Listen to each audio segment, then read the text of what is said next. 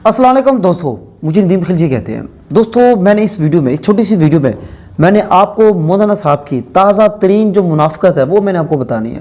ताज़ा तरीन मुनाफ़क़त। दोस्तों आपको मैं 3 मिसालें दूंगा, उन 3 मिसालों में आप देखिएगा, उनकी मैं 3 बातें आपको बताऊंगा, उन 3 बातों में आप डिफरेंस चेक कर लीजिएगा।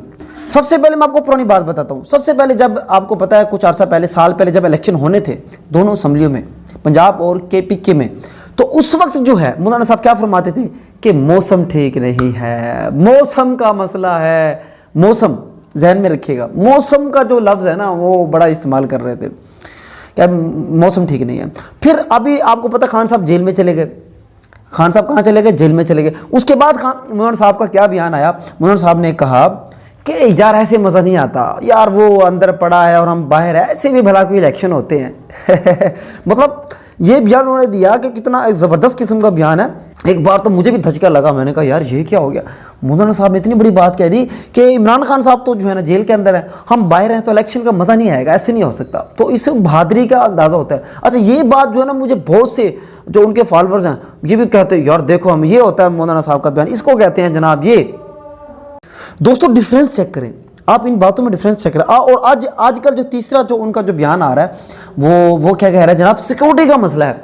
और सिक्योरिटी का मसला है, इलेक्शन का माहौल नहीं है, और जहां हमने वो कंपेन चलानी थी वहां हम रात को जो है ना, दिन को रात को लोग असला लेके फिर रहे होते हैं, मतलब इस किस्म की बातें कर रहे हो। तो आप जनाब इनके अल्फाज चेक करें, तो आपको जो बीच वाला जो बयान है ना सबसे इंटरेस्टिंग, उस पर ज़रा आप नोट करें। तो मौलाना साहब क्या फरमा रहे थे कि वो तो एक जेल के अंदर है, जब मुखालिफ जेल के अंदर हो हम बाहर के इलेक्शन लड़ें तो ये कैसे, मतलब मज़ा नहीं आएगा, उसको भी बाहर होना चाहिए। मतलब कैसा उन्होंने बयान दिया अपनी दिलेरी दिखाने के लिए, वाह वाह लेने के लिए। लेकिन दोस्तों सब किसके ऊपर मुश्तमिल था?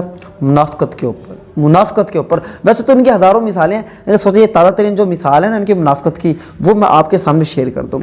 इसके अलावा बहुत सी मैंने वीडियोज़ बनाई है मौलाना साहब की मुनाफ़क़त के ऊपर, तो वो आपको मिलेंगी हमारे चैनल जो है ना, इसको ज़रूर विज़िट कीजिएगा, आपको पता चल जाएगा।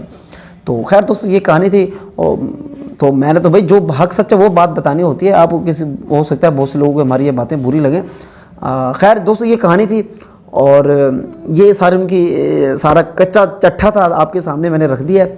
तो अब आप इससे खुद वो निकाल रहे हैं कि आप इससे क्या रिजल्ट निकालना सकते हैं। तो दोस्तों कमेंट सेक्शन में ज़रूर बताइएगा। अगर आपको हमारी वीडियो अच्छी लगी तो इसको लाइक कीजिएगा, कमेंट कीजिएगा, आगे शेयर कीजिएगा। शेयर तो आप लोग करते नहीं हो, आप लोगों ने कसम उठाई हुई है। तो चले कोई मसला, नहीं करते तो ना करो, कोई मसला नहीं है। बाकी ठीक है दोस्तों, अपनी राय ज़रूर दिया करें। बहुत बहुत शुक्रिया। अल्लाह हाफ़िज़।